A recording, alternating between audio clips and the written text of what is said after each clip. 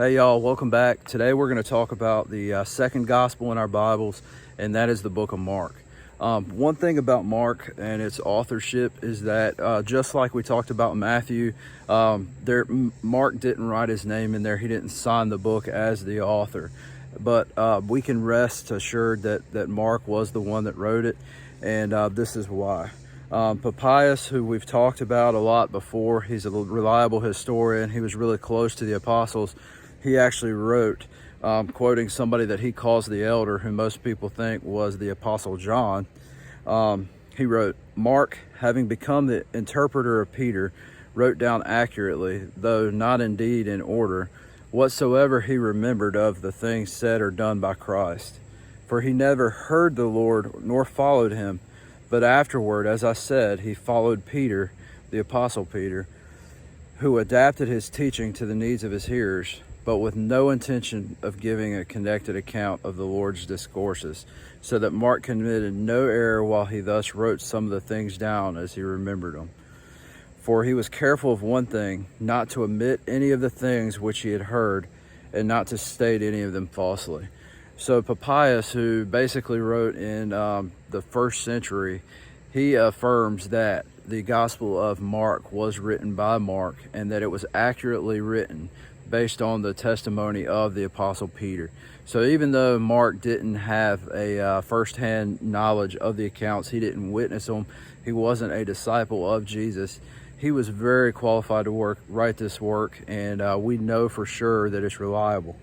And because most of the information came from Peter, it's actually more of a apostolic perspective that Peter would offer. A lot of it is what Peter saw and the things that he witnessed and went through, as he was an apostle of Jesus, as he did walk with Jesus.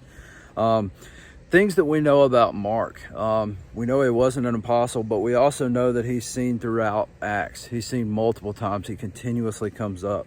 In Acts chapter 12, verses 12 through 17, we see that the church of Jerusalem actually gathered in Mark's house, because that's how they gathered. They gathered in people's houses. They probably frequently gathered in his house, and it's actually possibly where the Last Supper may have occurred. We don't know for sure if it was in Mark's house, but we know the church in Jerusalem actually gathered in Mark's house. Another thing, we know that he was a close associate of many of the apostles. Colossians chapter 4, verse 10 shows us that he is the cousin of Barnabas, who was one of Paul's missionary partners. We see Barnabas throughout the book of Acts teaching, and he's under the apostles' leadership. He's a reliable teacher. We see he accompanies Paul and Barnabas on some of their missionary journeys, so he was a close associate of Paul. In 1 Peter chapter 5, verse 13, we see that when Peter's actually writing his epistle, he sends greetings from Mark to his audience, and he actually refers to Mark as my son. So they had a very close relationship there. In 2 Timothy chapter 4, verse 11, we see Paul is writing to Timothy, and he actually requests that Timothy brings Mark with him when they come to see him, because he's an important figure to Paul. And an interesting fact about Mark is a lot of people think, and we don't know this for sure either, but a lot of people think that the naked man that runs off after the arrest of Jesus in Mark chapter 14, verse 52, may be Mark. And some people think this because the guy isn't named specifically, so they think that he may have been ashamed and he may have been that figure that ran off. We don't know for sure, but I think it's interesting. As far as the date, we know that Mark was probably written really close to the death of Jesus, probably about 20 or 30 years after he died.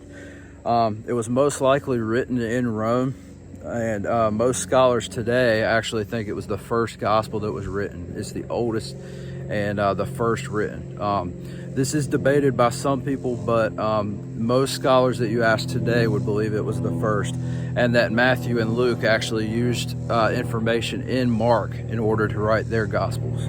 The purpose of Mark, as we've discussed, each of the four gospels kind of presents its gospel, its life, death, and resurrection with their own kind of perspective. They all kind of put their own audience, in mind when they're writing the book, and they write it to a certain group of people.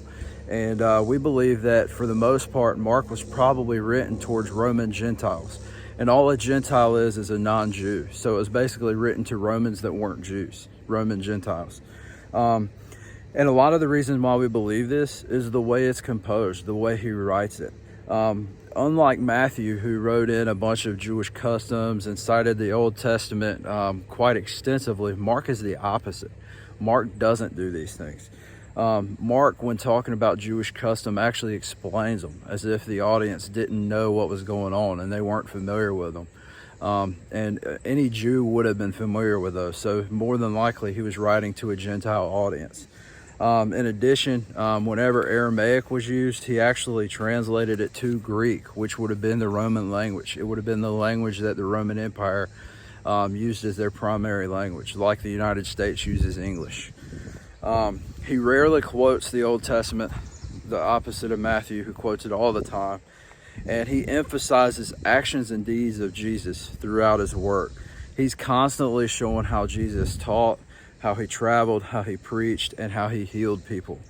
And another cool thing about Mark, if you read through it, we see constantly Mark is presenting the disciples as kind of being confused at times as to who Jesus actually was. It shows that they believed that he was a Messiah figure, but they didn't understand that he was going to actually have to, suffer and die. That was his actual mission. Mark actually does a great job of showing how they kind of believed that he was more of a military leader, that Jesus was going to lead a revolt and overthrow the Romans, which we know was not the case. Jesus was not this military leader. He was a suffering servant. And one thing that we see in Mark that also kind of ties into being written towards Gentiles is that it doesn't include a genealogy.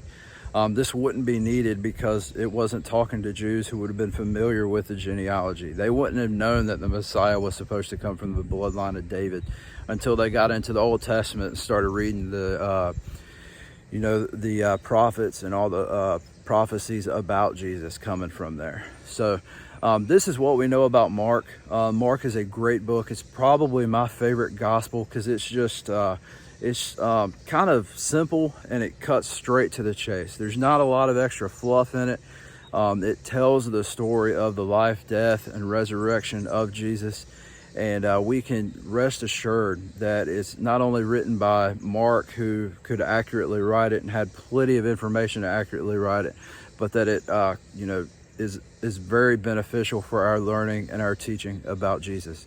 I love you guys. If you like this video, please subscribe to the channel. Please keep sharing it with your friends. If there's anything you want me to hit, or if you have any other questions, please let me know. We're going to continue on with this gospel series, maybe, occasionally hitting on something else real quick, but I appreciate you watching. I love you guys. Blessings.